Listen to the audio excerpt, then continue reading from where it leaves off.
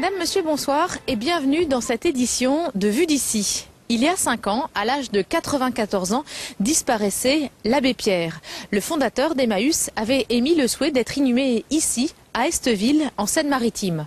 Au lendemain de sa mort, les compagnons d'Emmaüs avaient rapidement annoncé leur volonté de créer un lieu de mémoire consacré à l'abbé Pierre. Ça sera chose faite ce week-end avec l'inauguration de cet espace au sein de la halte Emmaüs d'Esteville, un lieu où il aimait se reposer, méditer et reprendre des forces. On va revenir d'ailleurs en images sur le parcours normand de l'abbé Pierre en compagnie de François Pesquet. En 1963, l'abbé Pierre fonde la communauté Emmaüs de Notre-Dame de Bondeville, près de Rouen. Celle d'Esteville est ouverte l'année suivante. L'abbé qui parcourt le pays et le monde menant sa lutte contre la pauvreté et le mal-logement est souvent venu trouver le repos dans notre région. Il a ainsi séjourné régulièrement à l'abbaye bénédictine de Saint-Vendry dans les Boucles de la Seine entre 1983 et 1991. Il venait s'y ressourcer et prier. Il s'installe ensuite pendant 8 ans de façon quasi permanente à Esteville. Le lieu accueille alors des compagnons d'Emmaüs à la retraite. Il aménagera personnellement le lieu dans un style dépouillé bien à lui qu'il appelait le style Louis Quès. C'est ici aussi qu'il avait rencontré Georges, l'ancien bagnard, qui allait devenir le tout premier compagnon d'Emmaüs et à qui l'abbé Pierre avait demandé « Viens m'aider à aider ». L'abbé Pierre est mort le 22 janvier 2007. Il repose sous cette statue récupérée, aux côtés de Georges, Lucie Coutaz, sa secrétaire, cofondatrice d'Emmaüs, et d'autres compagnons des débuts.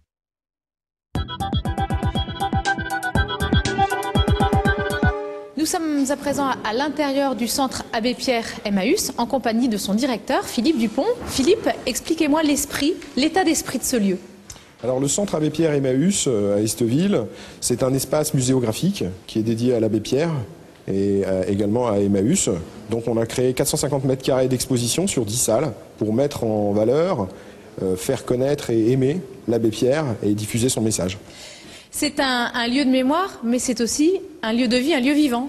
Oui, c'est un lieu de vie, centre Abbé Pierre Emmaüs, lieu de mémoire, lieu de vie. Lieu de vie à 2 sens. C'est un lieu de vie parce que c'est un centre d'hébergement pour personnes en situation d'exclusion, mais aussi parce que c'est un lieu de vie culturel. On n'est pas simplement ici pour parler de l'histoire, du passé, de l'histoire de l'abbé Pierre, on est également ici pour parler de l'actualité d'Emmaüs et également pour créer un véritable centre culturel tourné vers les thèmes importants que l'on souhaite ici mettre en valeur par le biais de manifestations, d'animations tout au long de l'année. Vous parlez de l'actualité d'Emmaüs, effectivement, les communautés d'Emmaüs perdurent, il en existe plus d'une centaine, je crois, en France. Il y a de nombreux compagnons, je vous propose d'aller à la rencontre de l'un de ces compagnons. Il est à Notre-Dame de Bondeville et c'est Bintou Sidibé et Myriam Libert qui l'ont rencontré. À 35 ans, David est un autre homme. Fini les petits boulots, adieu la galère et les nuits passées dans la rue. Depuis 6 ans, David est compagnon chez Emmaüs. J'ai lu un article dans un journal local sur la communauté, sur ce qu'ils faisaient, leurs actions en France et à l'étranger. Et je me suis dit, peut-être que ça me permettra d'avoir une meilleure image de moi-même. Ça m'a permis de retrouver un cadre de vie, des horaires, comment le fait de devoir faire son travail et surtout ce qui m'a énormément aidé, c'est le fait qu'on soit chacun autonome et responsable de ce qu'on fait. C'est-à-dire que chacun d'entre nous gère son travail comme il le veut. Et ça, c'est quelque chose de très important, se sentir valorisé. Depuis peu, c'est lui le chef du rayon maroquinerie. Accueillir et conseiller les clients, c'est ce qu'il préfère dans son travail. Je vous remercie. Je vais conserver ceci. Ah, vous venez le rechercher après. C'est très important de pouvoir avoir un contact avec les gens, surtout les gens à l'extérieur, parce que ça me permet justement de me sentir un peu comme tout le monde, je dirais. Et si David se sent bien au sein de la communauté, aujourd'hui, il se dit prêt à la quitter. J'ai passé vraiment un certain temps ici, et peut-être que maintenant, ce que je suis en train de me dire, c'est que quelqu'un à l'extérieur a peut-être beaucoup plus besoin de ma place que moi, je n'en ai besoin actuellement. Donc oui, repartir. Rebondir et puis me relancer dans la vie.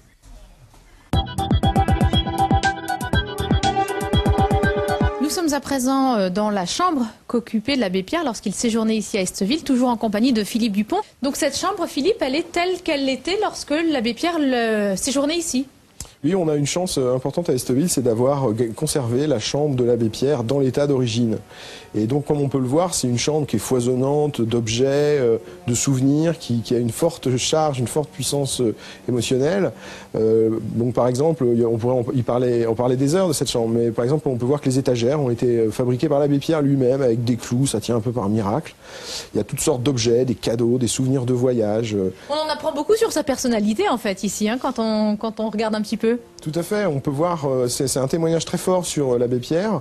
On peut constater que l'abbé Pierre est une personnalité qui était modeste, qui vivait pauvrement, qui vivait vraiment les valeurs qu'il prônait, et puis en même temps que c'était quelqu'un de foisonnant, avec une intense activité intellectuelle. Il y a beaucoup de livres ici sur toutes sortes de sujets. Et le public aura accès à ces lieux donc?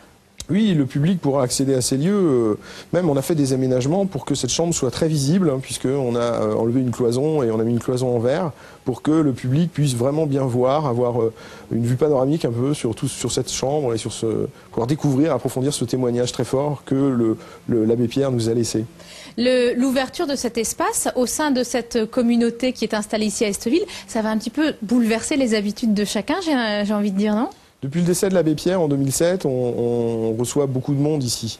On a toujours reçu du monde, même des groupes entiers qui viennent. Parfois, c'est déjà arrivé qu'il y ait 200 personnes dans la même journée, avant même qu'on fasse les travaux et qu'on ouvre ce centre abbé Pierre Emmaüs. Donc en fait, la vie ici, elle a toujours été rythmée, depuis le décès de l'abbé Pierre, par des visiteurs en fait. Et les gens qui viennent ici savent qu'ils vont être amenés à un moment ou à un autre à accueillir le public. Et en général, non seulement ça se passe bien, mais ça leur fait même plaisir. Très rapidement, l'ouverture au public est prévue pour quand maintenant? Donc c'est dimanche 22 janvier, c'est le premier jour d'ouverture au public de 10h à 18h. Merci à vous de nous avoir accueillis, merci. Merci à vous.